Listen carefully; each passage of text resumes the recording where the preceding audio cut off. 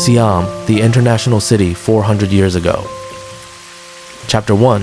The city I thought would be small. Before I came to Siam, I believed it would be a quiet kingdom hidden behind forests and rivers. In London, people spoke of the East as if it were a dream covered in mist.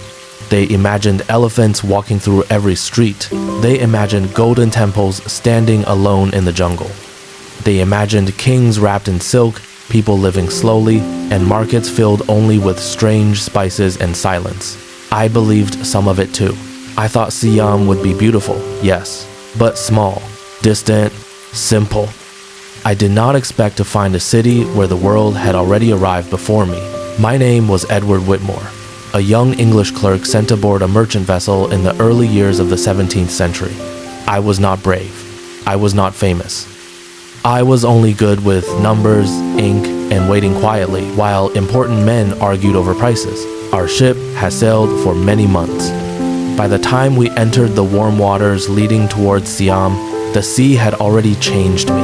My hands were rough from salt, my coat smelled of damp wood, my dreams were full of waves. One evening, near sunset, the pilot pointed toward the mouth of a wide river.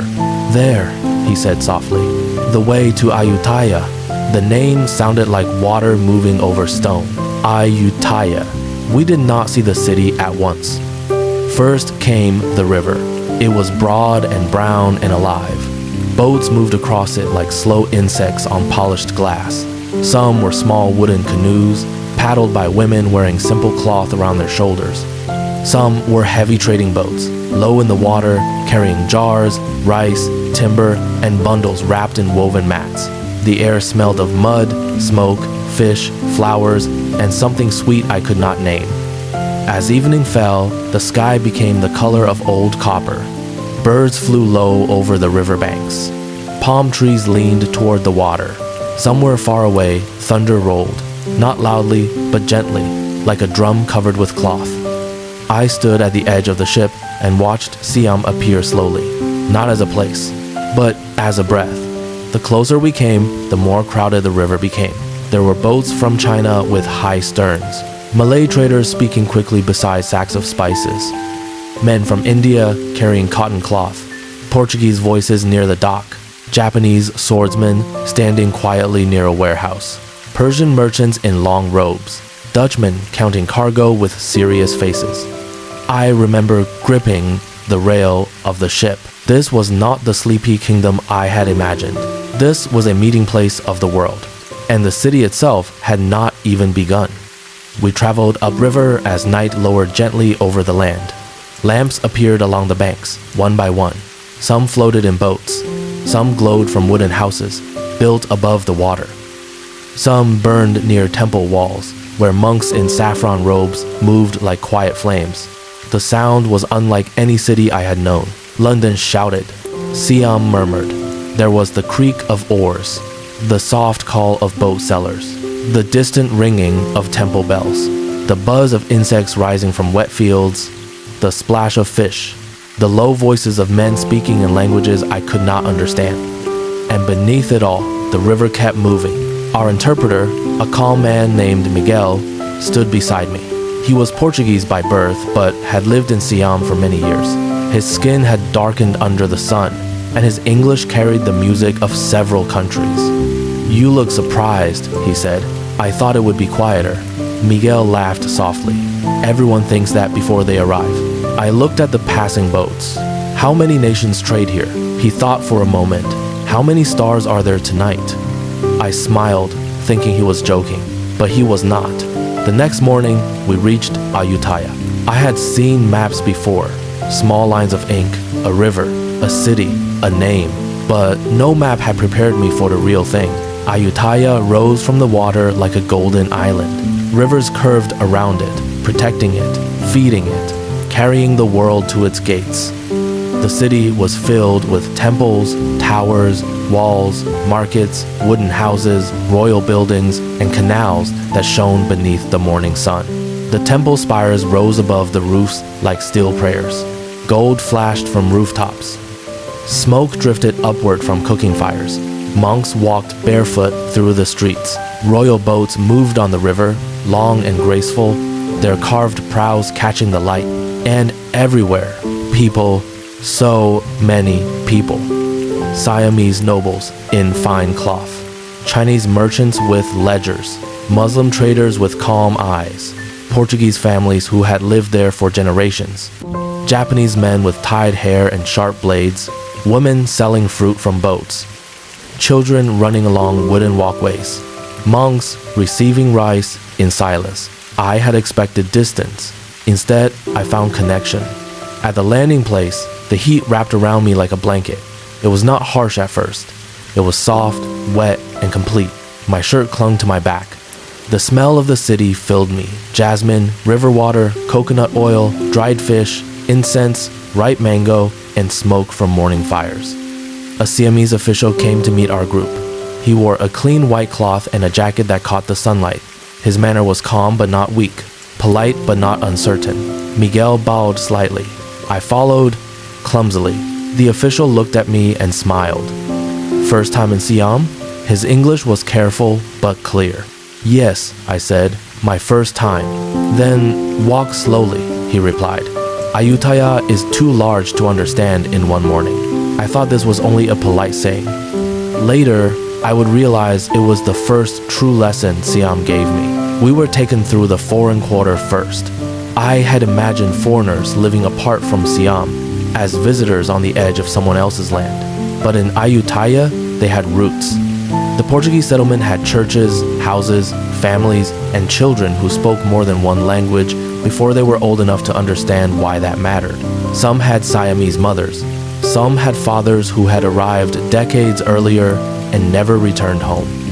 A man named Antonio greeted Miguel with a warm embrace. Then he looked at me. English? Yes. He laughed. You will be confused here. I already am. Good, he said. Confusion is the first honest feeling in Siam. We sat beneath the shade of a wooden house while his wife served us small cups of water scented with flowers.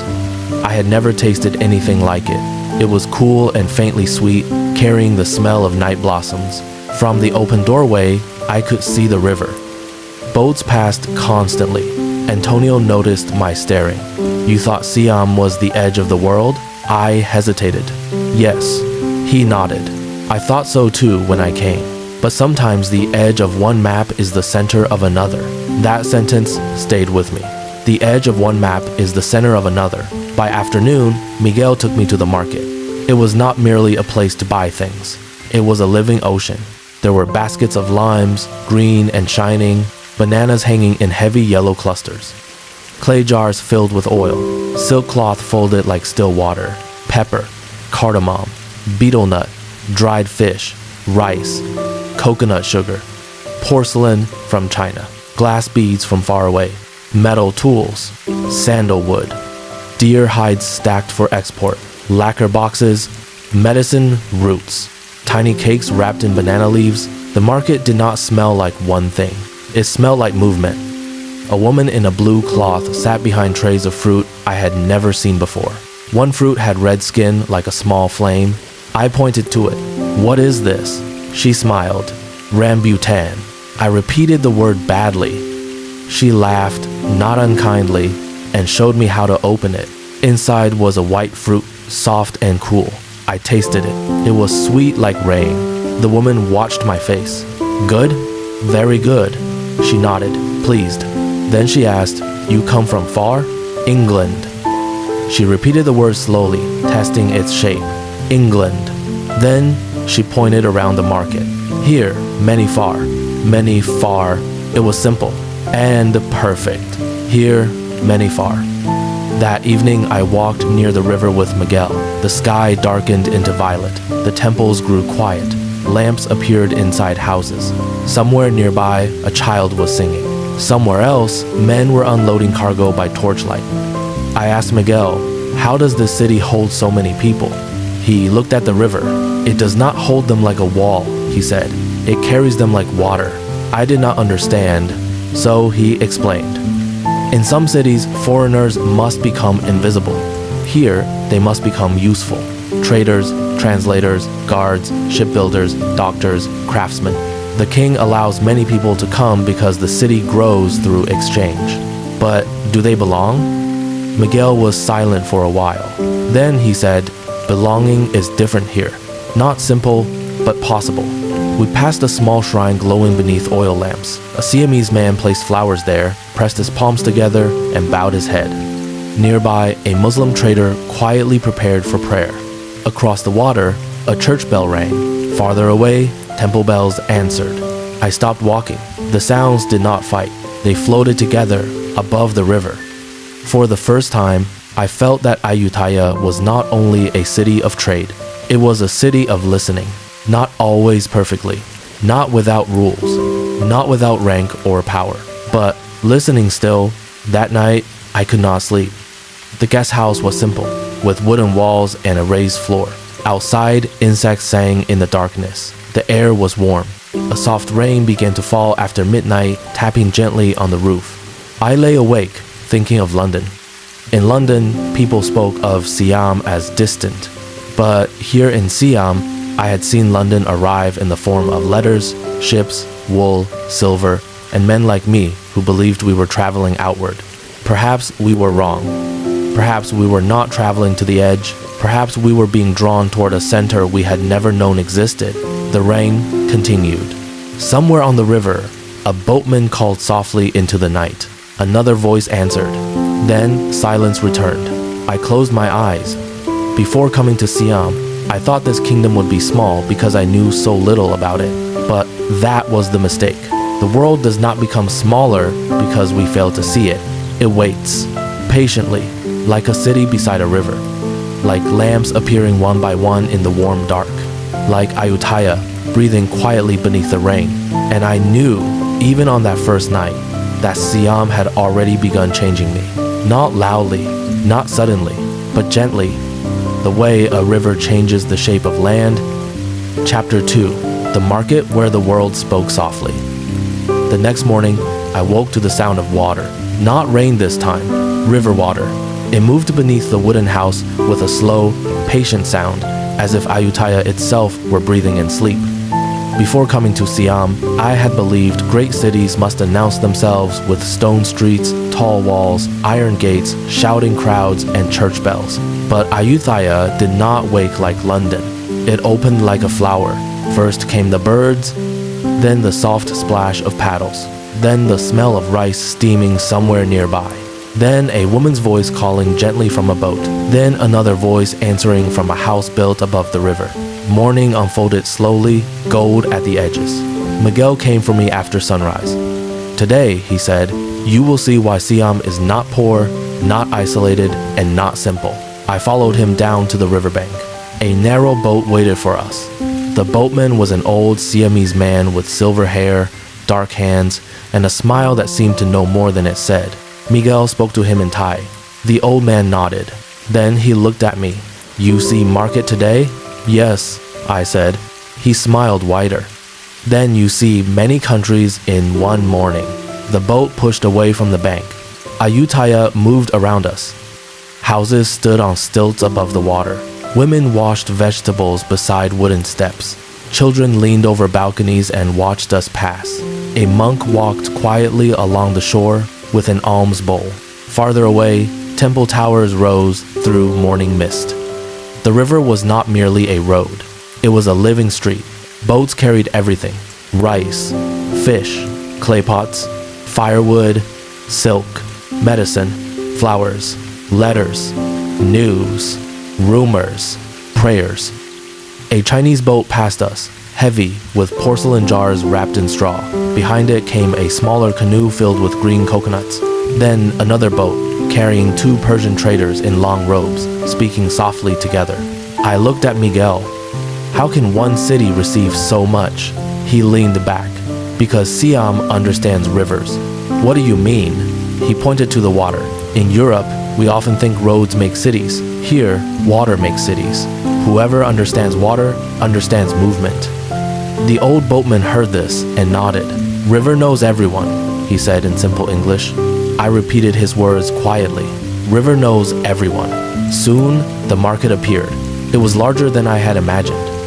Not one market, but many markets, stitched together by canals, wooden walkways, open courtyards, and river landings. Some sellers sat beneath cloth awnings, some sold from boats, some stood beside warehouses, some carried baskets across their shoulders. The sound was full but never harsh. Thai, Chinese, Portuguese, Persian, Malay, Japanese, Dutch, Tamil, Arabic. Words flowed around me like water. I could not understand most of them, but I understood the rhythm.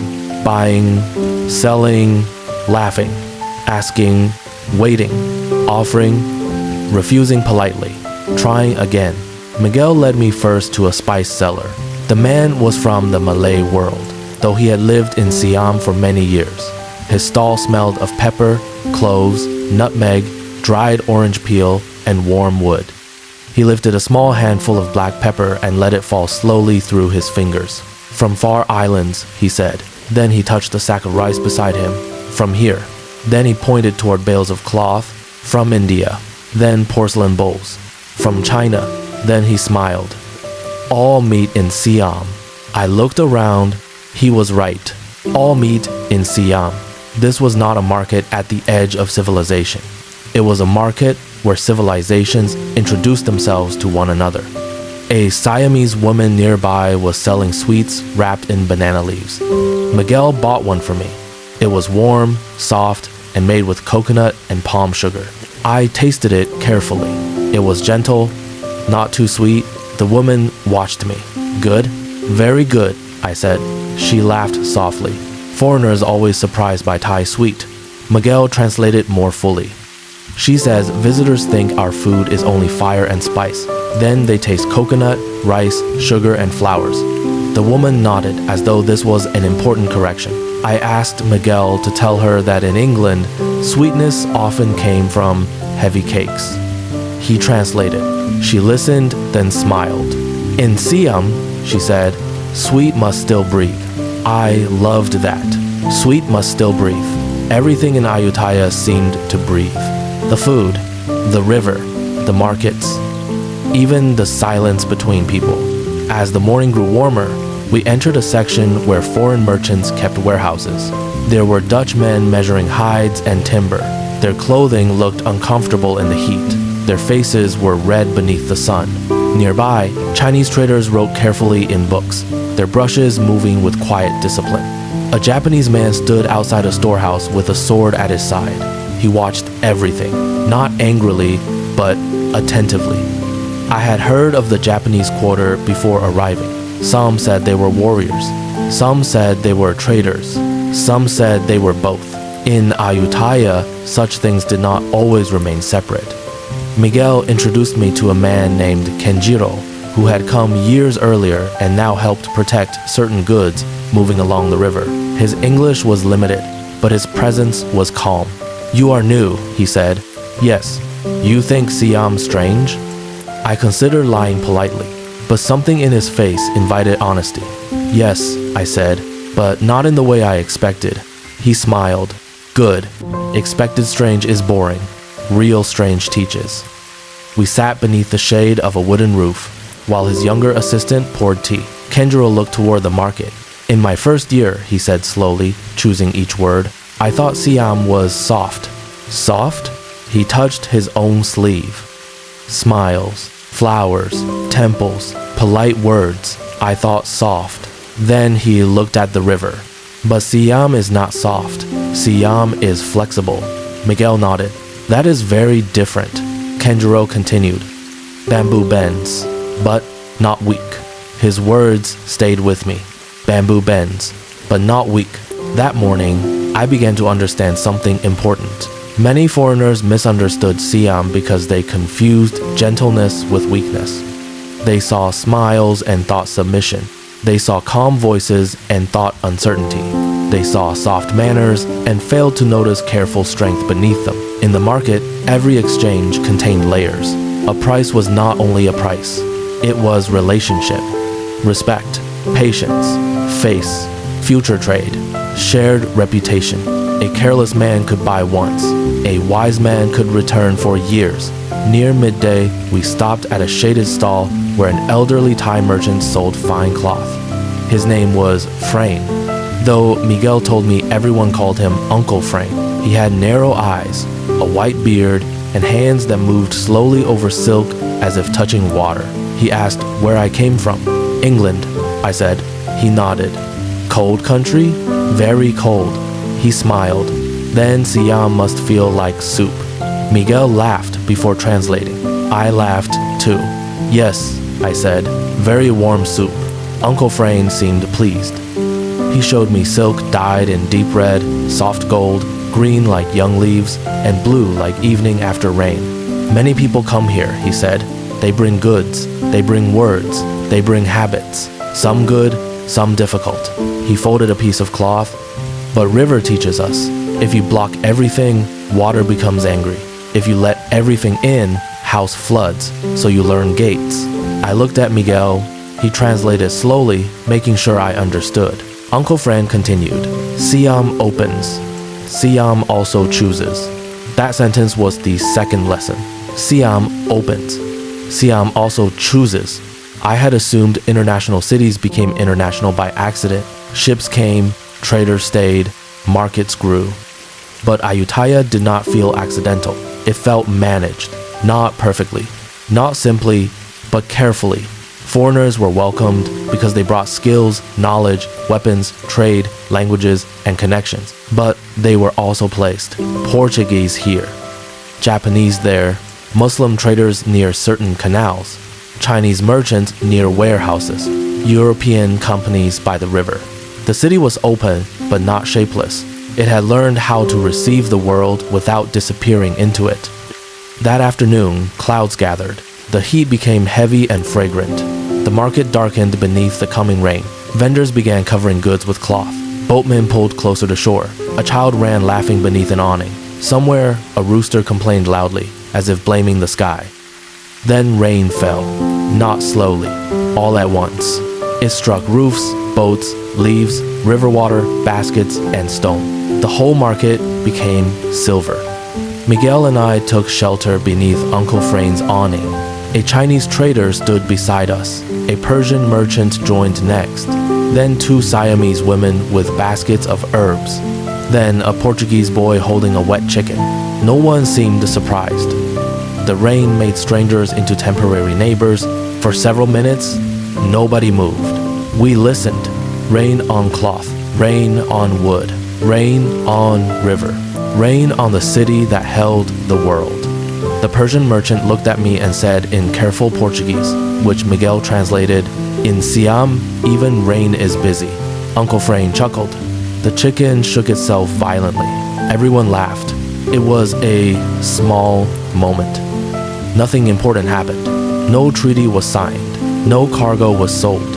No king appeared. And yet, for reasons I could not explain, I remembered that moment more clearly than many grander things. Because there, beneath a market awning in Ayutthaya, I saw the world standing together, waiting for rain to pass. Not as an idea, as people, a wet Portuguese boy, a calm Persian merchant, a Chinese trader protecting his ledgers, two Thai women laughing softly, an old cloth seller, Miguel, me. The rain softened after a while. One of the Thai women opened a banana leaf packet and offered small pieces of food to everyone. I hesitated. She noticed. Eat, she said. Rain food. Rain food? I asked. She smiled. Food tastes better when waiting. Miguel translated and added, She is right. I took a piece. It was sticky rice with coconut wrapped around banana. Warm, sweet, quiet. The market slowly began moving again. People lifted covers from goods. Boats pushed back into the canal. Voices returned. Water dripped from awnings like strings of glass. By late afternoon, we walked toward a temple near the market. The ground smelled clean after rain. The temple courtyard was calm, washed bright by water. A few monks moved silently between buildings.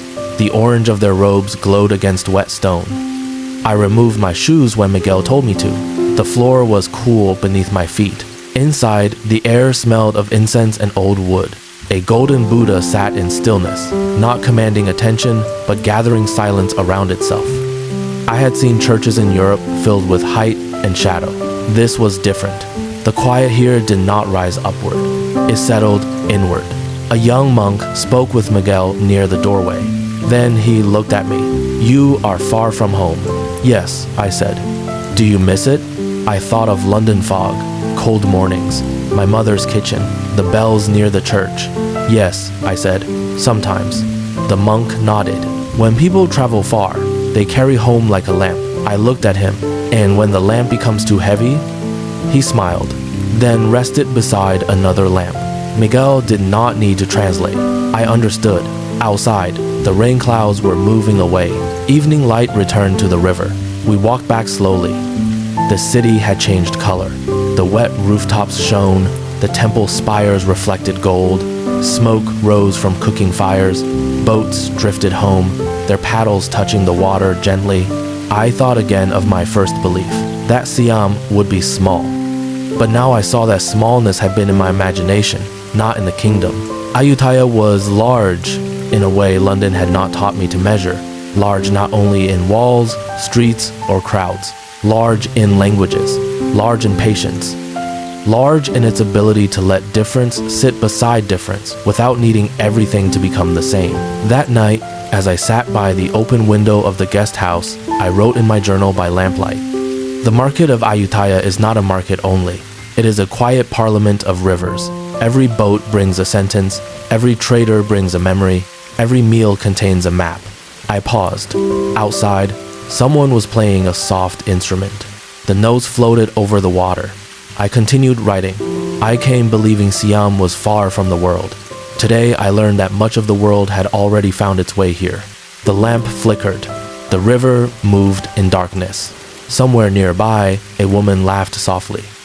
Somewhere farther away, a temple bell rang once. I closed the journal, and for the first time since leaving England, I did not feel that I had traveled away from the center of things. I felt I had arrived at another center. One made not of stone roads and cold towers, but of water, trade, listening, rain, and lamps glowing beside the river. Ayutthaya slept. But even in sleep, the city seemed to speak many languages, softly, gently, like a dream shared by the world. Chapter 3. The King Who Welcomed the World. That night, rain returned to Ayutthaya. Not the fierce rain that arrives suddenly and disappears just as quickly. This was gentle rain, the kind that settles over a city like a blanket. I sat beside the open window of the guest house and listened to the water tapping softly against the roof. The river below reflected scattered lantern light. Boats drifted through darkness. Some carried merchants returning home. Others carried goods destined for distant lands I would never see. China, India, Persia, Japan, the islands of the south, even Europe. The rain connected them all. And as I watched the river moving beneath the night sky, I found myself wondering about a question I had not yet asked. How had this happened? How had a kingdom so far from Europe become one of the busiest crossroads on earth? How had so many different people come together here? The next morning, I asked Miguel. We were walking beside a canal lined with tamarind trees. The air still carried the freshness of yesterday's rain. Miguel smiled. That question leads to the king. The king?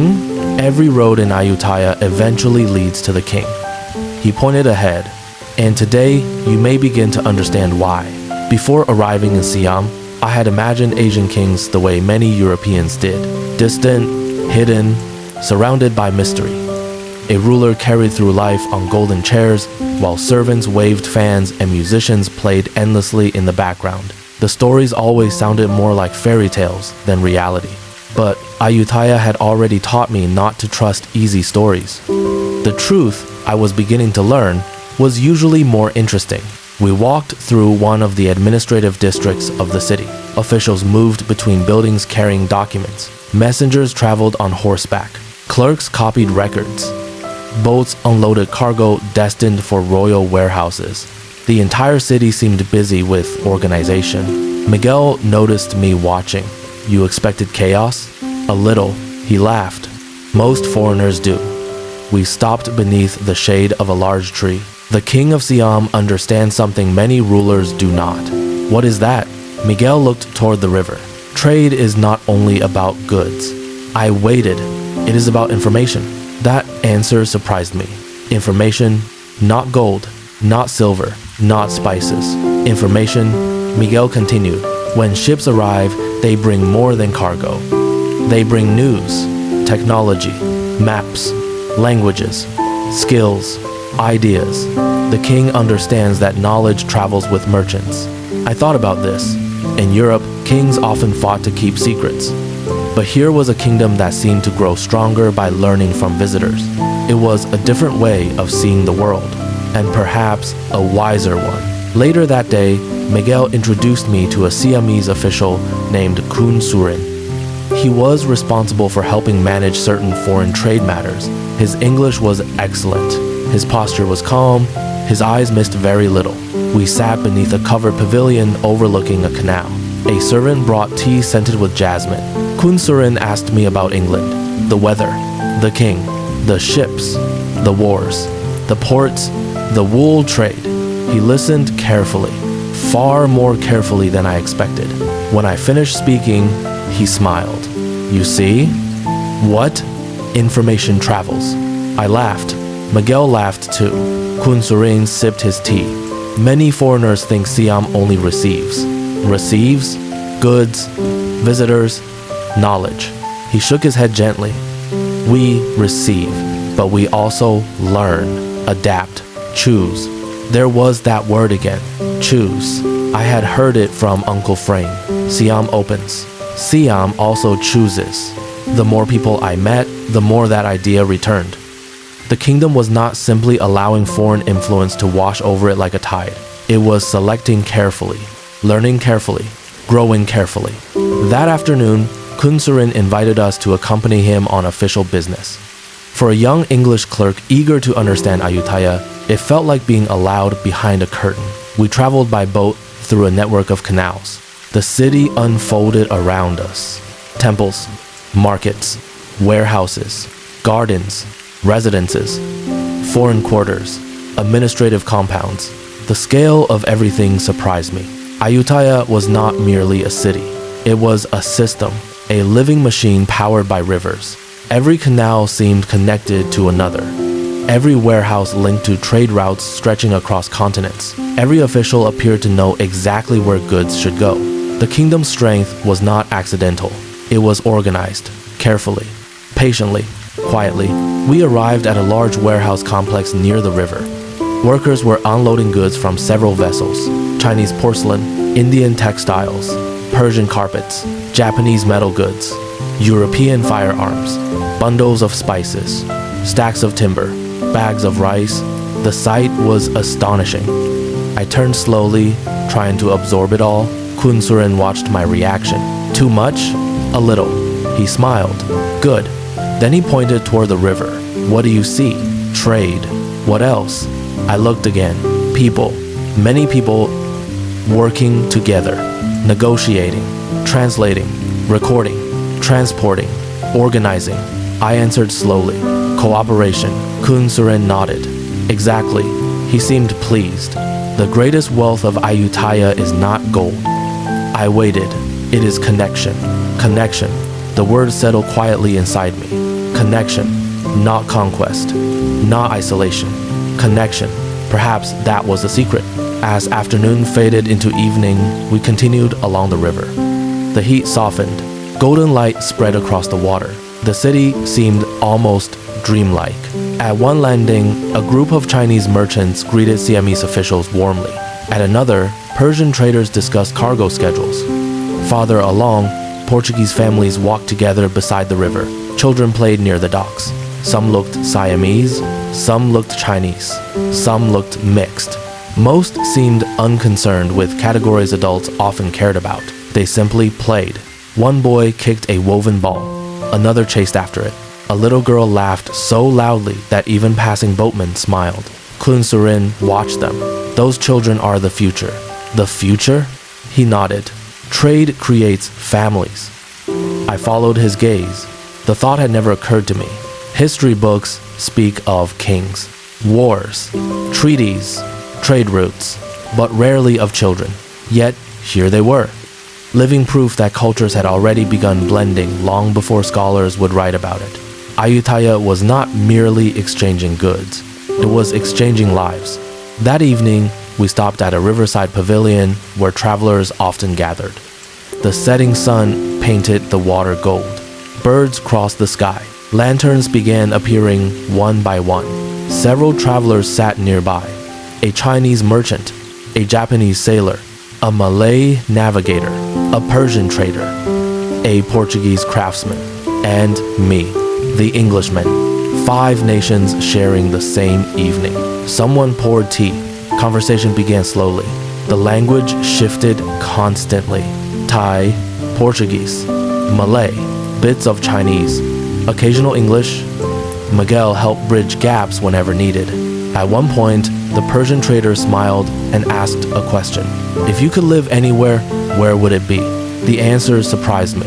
The Japanese sailor said he liked Siam because winters were warm. The Portuguese craftsman liked the opportunities. The Chinese merchant liked the markets. The Malay navigator liked the river systems. When my turn came, I hesitated. Then I said honestly, I don't know. Everyone laughed. Not mockingly, kindly, because uncertainty was understandable. I had only been here a short time. The Persian trader nodded. A wise answer. Why? Because travel should make certainty smaller. I thought about that for a long time. Travel should make certainty smaller, not larger, smaller. Perhaps that was what Ayutthaya had already begun doing to me. Every day I arrived carrying assumptions. Every day the city quietly dismantled them. Night settled slowly. The river darkened. Lanterns reflected on the water like floating stars.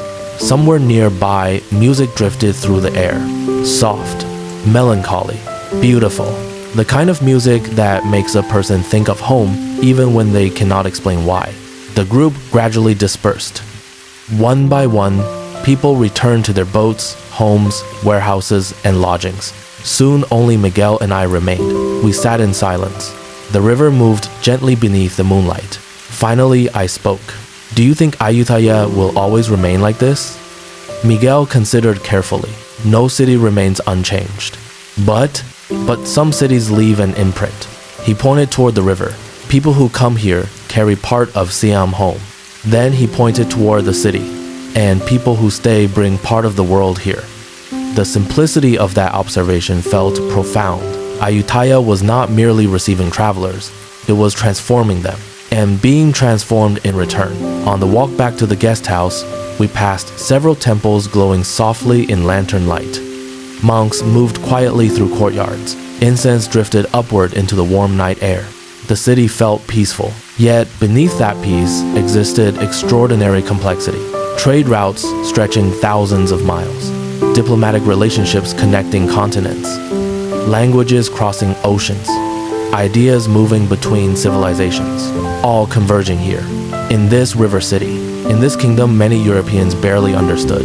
Before going to sleep, I opened my journal. The lamp flickered gently beside me. Outside, insects sang in the darkness. I dipped my pen into ink.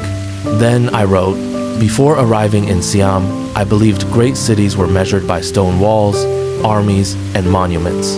I paused, then continued. Now, I suspect great cities are measured by something else. How many people they allow to meet, how many ideas they allow to travel, how many worlds they allow to touch. I looked through the window. The river shimmered beneath moonlight. A small boat passed silently through the darkness. Its lantern glowed like a floating star. I continued writing. Perhaps that is why Ayutthaya feels larger than its walls, because it contains more than itself. The ink dried slowly. The city grew quieter. The river kept moving, always moving, connecting distant shores, carrying stories, carrying goods, carrying dreams, carrying people who believed they were traveling to the edge of the world, only to discover they had arrived at one of its centers. And somewhere beyond the darkness, beyond the river, beyond the sleeping city, the royal palace stood beneath the stars. A place where decisions were made, a place where ambassadors arrived, a place where the world came knocking. Tomorrow, Miguel promised, I would learn more about that world and about the extraordinary kingdom that welcomed it. Chapter 4. The Palace Where the World Arrived. The following morning began with mist. A pale silver mist drifted above the river surrounding Ayutthaya, softening the outlines of temples, trees, and distant rooftops. For a few moments, the city seemed suspended between dream and reality. Boats emerged slowly from the whiteness. Monks appeared like orange brushstrokes against the gray morning. Birds crossed the river without making a sound. I stood outside the guest house watching the sunrise. The city was waking. Yet unlike London, where morning often felt rushed and impatient, Ayutthaya seemed to awaken gradually, like a person opening their eyes after a peaceful sleep. Miguel arrived shortly after sunrise. Today, he appeared unusually pleased. "You are fortunate," he said. "Why?" "Because today you will see something many visitors never witness." "What is it?" He smiled. "The world arriving at the palace." Before coming to Siam, I believed royal courts existed to separate kings from ordinary people. Walls, guards, ceremonies, distance. The purpose seemed obvious. Power protected itself.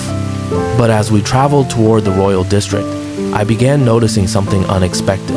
The roads leading toward the palace were busy, not only with Siamese officials, but with foreigners, Persian merchants, Chinese envoys, Japanese representatives, European traders, interpreters, messengers, clerks, sailors, diplomats. The closer we came, the more international the crowd became. I looked at Miguel. "Does the king meet all these people?" "Not personally." "Then why are they here?" Miguel gestured toward the palace walls. "Because this is where the world speaks to Siam." Then he pointed toward the river, and where Siam speaks back. The royal district occupied one of the most important areas of the city. Canals protected it. Walls surrounded it. Beautiful buildings rose behind gates. Golden roofs reflected morning sunlight. White walls shone brightly beneath the tropical sky. Even from a distance, the place radiated confidence. Not arrogance, confidence. There is a difference. Arrogance tries to impress. Confidence does not need to. We entered an outer administrative area where visitors conducted official business. The atmosphere was surprisingly calm. I had expected shouting officials, nervous visitors, endless confusion. Instead, everything appeared organized. People waited patiently. Documents moved from desk to desk. Interpreters translated conversations. Officials recorded information carefully. The entire system seemed practiced, as though Ayutthaya had been welcoming international visitors for a very long time, which, of course, it had. Miguel introduced me to an elderly translator named Somchai. He had worked with foreign visitors for many years, perhaps decades. No one seemed entirely sure. His hair was white. His smile was warm. His eyes sparkled with the quiet amusement of a man who had witnessed countless misunderstandings. He asked where I came from. "England." He nodded. "Many Englishmen arrive believing they understand the world." Miguel laughed. I laughed too. "Is that a problem?" Somchai smiled. "Only for the first few weeks." We spent much of the morning observing official meetings.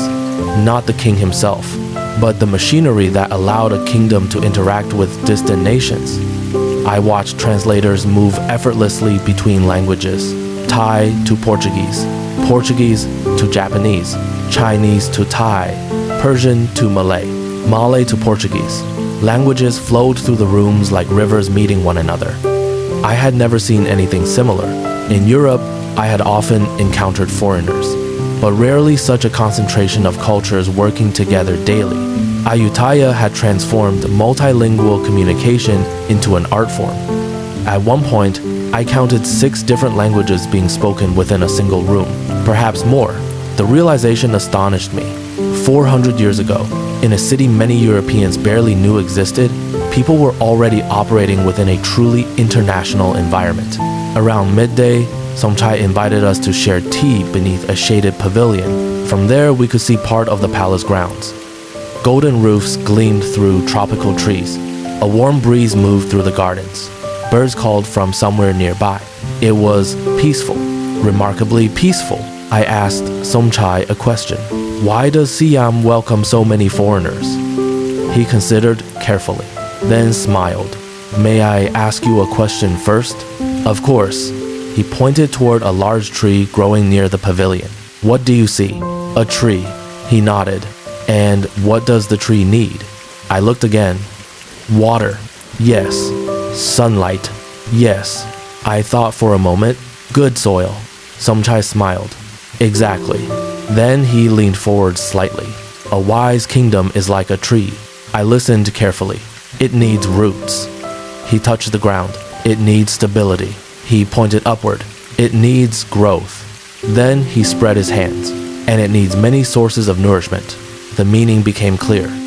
Siam welcomed knowledge, trade, technology, and connections because isolation weakens growth. Not because the kingdom lacked confidence, but because it possessed enough confidence to learn from others. That afternoon, something unusual happened. An official delegation arrived from overseas. The exact details were less important than the atmosphere surrounding their arrival. Everyone seemed interested. Clerks prepared documents. Messengers moved quickly. Interpreters gathered. Officials coordinated schedules. The city came alive with anticipation, not because visitors were rare, but because visitors mattered.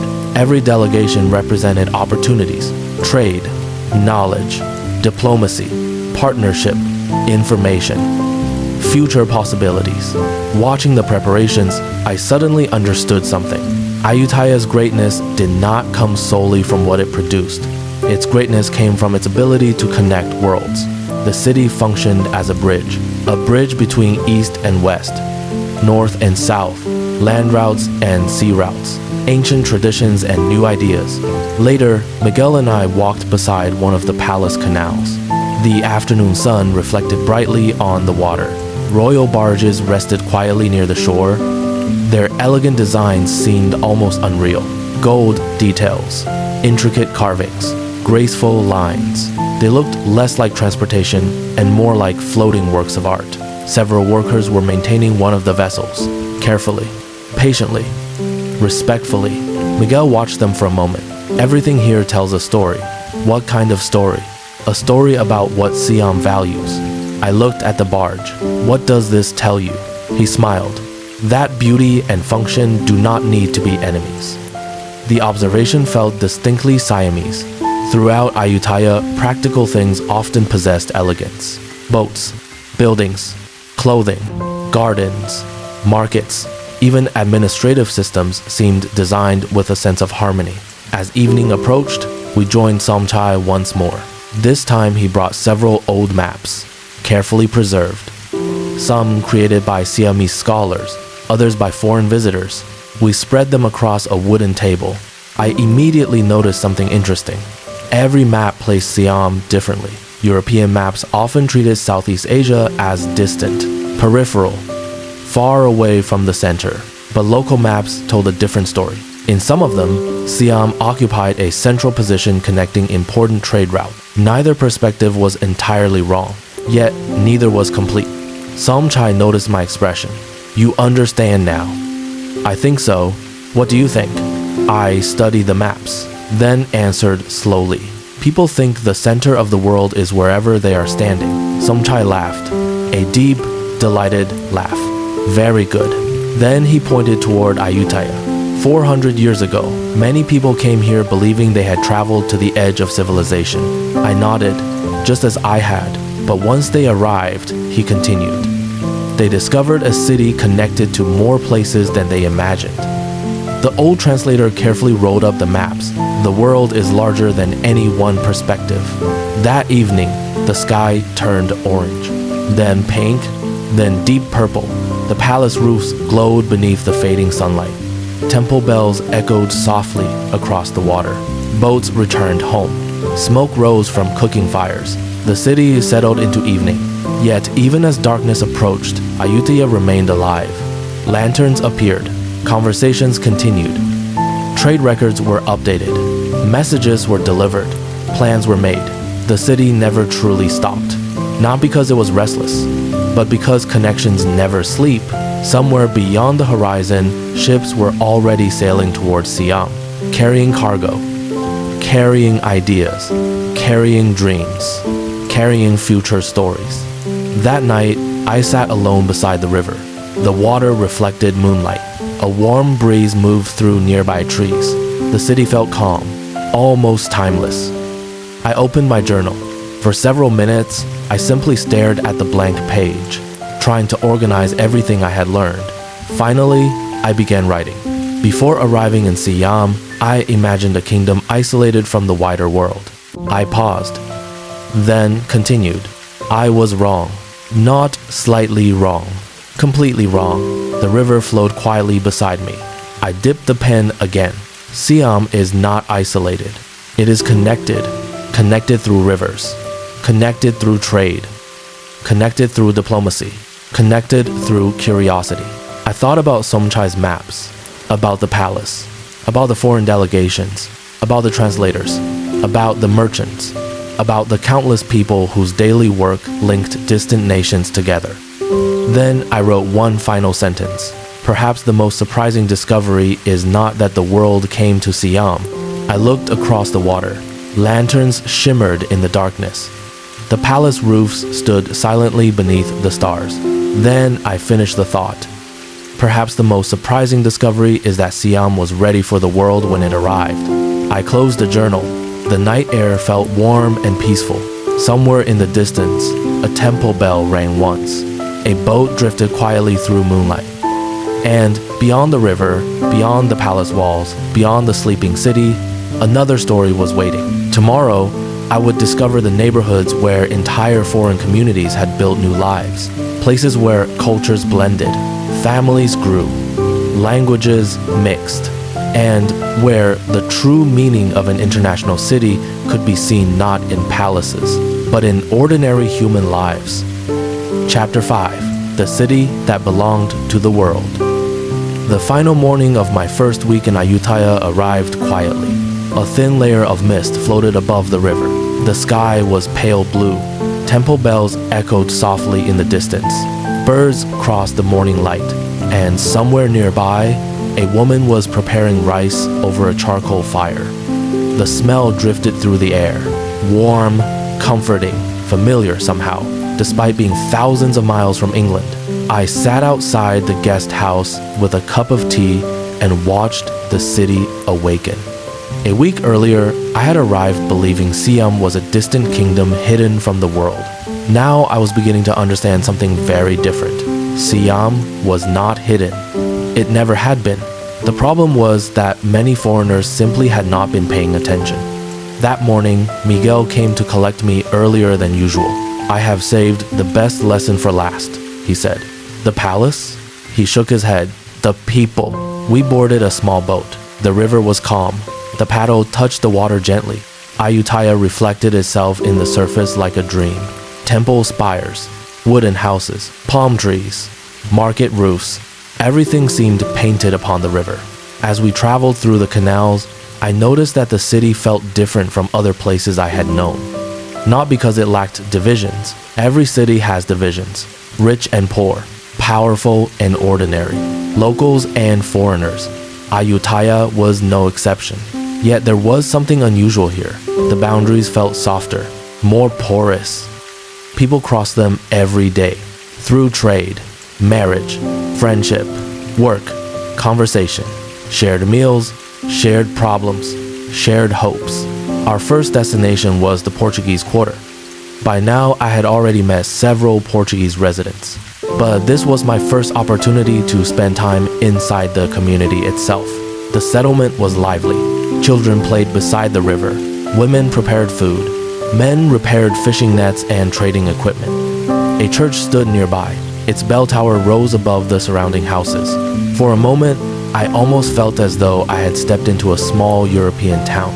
Then I noticed coconut trees and tropical birds and Thai boats moving through nearby canals. The worlds blended together. Miguel introduced me to a woman named Isabella.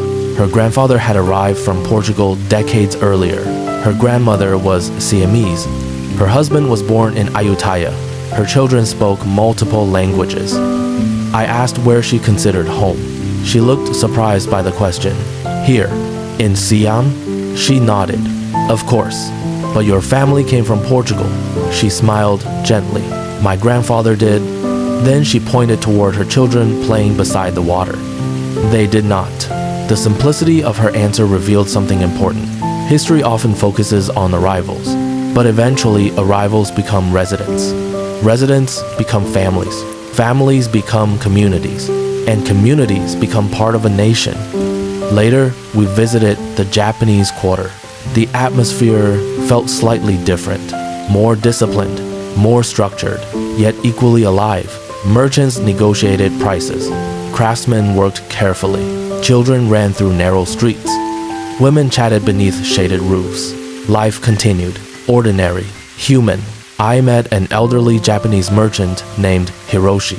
He had lived in Ayutthaya for nearly 30 years, longer than many Europeans remained in the same town. I asked whether he missed Japan. He smiled. Sometimes. Then he looked around. "But this is also home." I nodded. He pointed toward the river. "The river teaches." "What does it teach?" "Movement." I waited. Nothing stays exactly the same. His eyes followed a passing boat. People move. Goods move. Ideas move.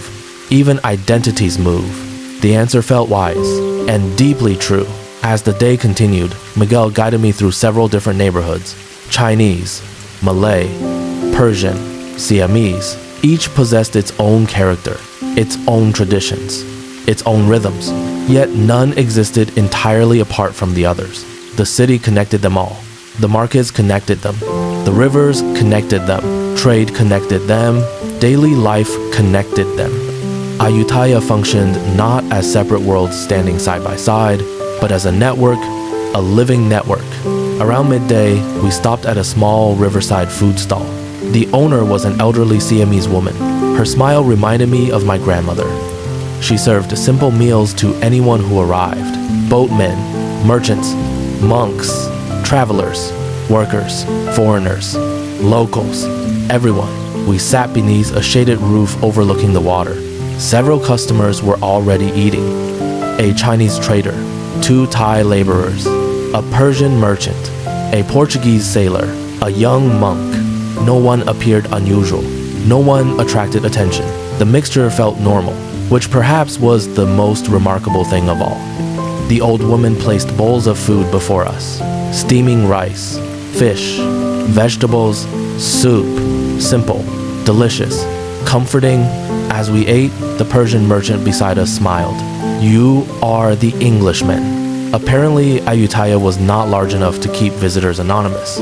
"Yes," he laughed. "The city knows everyone eventually." Miguel nodded. "That is true." The old woman joined the conversation. In Ayutthaya, news travels faster than boat. Everyone laughed. After lunch, I found myself thinking about something. For generations, Europeans had described distant lands using simple labels: exotic, mysterious, primitive, civilized, foreign, familiar. The categories were convenient, but Ayutthaya refused to fit inside them. It was sophisticated, ancient, international, traditional, innovative, foreign, familiar, all at once. The city ignored easy definitions, and perhaps that was why it fascinated travelers. That afternoon, we visited a school where several children from different backgrounds studied together. The building itself was modest. Wooden walls, open windows, simple benches, nothing grand. Yet, the scene inside felt extraordinary. Children practiced writing. Some looked Siamese, some Chinese, some mixed.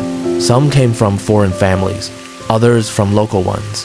They learned together, played together, argued together, laughed together. The future sat quietly in that room, not as a political idea, not as a diplomatic strategy. As children, one little boy approached me. His English was limited. My Thai was worse. Yet somehow we managed a conversation. "England?" he asked. "Yes." He thought carefully, then smiled. "Far, very far." He pointed toward Ayutthaya. "Many far come here." The same idea I had heard in the market days earlier. "Many far." I smiled. "Yes, many far." As evening approached, Miguel and I returned to the river. The sky turned gold. then orange, then pink. Ayutthaya seemed to glow. Boats drifted home. Market stalls closed. Temple bells marked the passing hours. The city relaxed. I realized my time here was changing me, not dramatically, not suddenly, quietly, like the river shaping its banks. When I first arrived, I thought of nations as separate things. England, Siam, China, Japan, Persia, distinct places, distinct peoples, distinct stories. But Ayutthaya revealed something different. The stories were connected. They had always been connected. Trade routes, migration, friendship, marriage, learning, curiosity. The world had been global long before modern people invented the word. We sat beside the river until sunset faded completely. The first stars appeared overhead. Lanterns reflected on the water. A warm breeze moved through the trees. Neither of us spoke for a while. Finally, Miguel broke the silence. So, what have you learned? I laughed. How much time do you have? He smiled.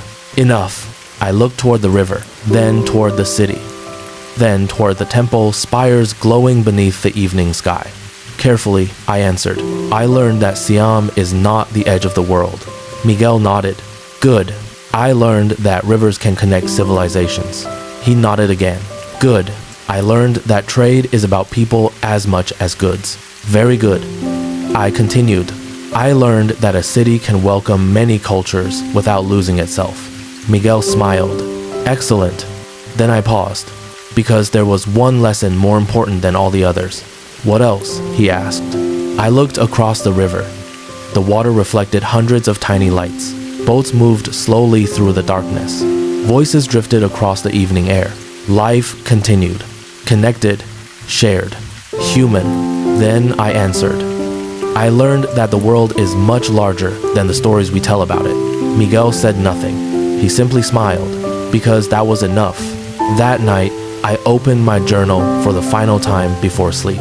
The pages were already filled with notes, sketches, names, observations, memories.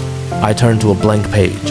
Then I wrote, when I left England, I believed I was traveling to a distant kingdom. I paused.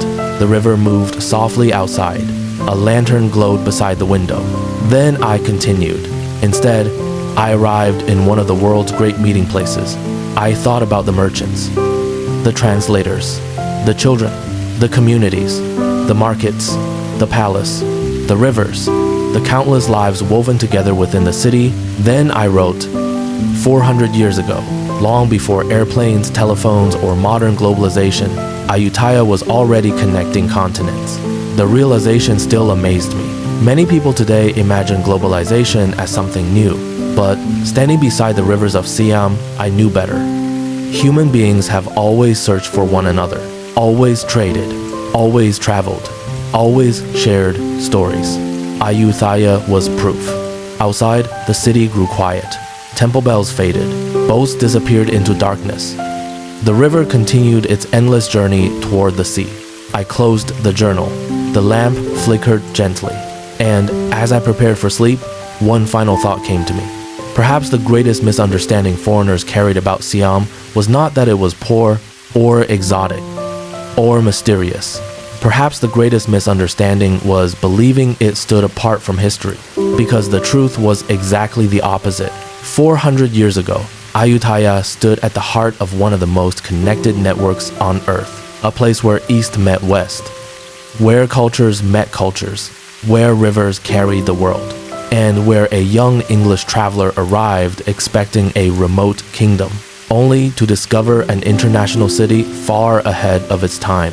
The night deepened, the river flowed, the lantern dimmed, and somewhere beyond the darkness, Ayutthaya continued dreaming, not as a forgotten city, but as a reminder that the world has always been more connected than we imagine, and that sometimes the places we know least about reveal the most.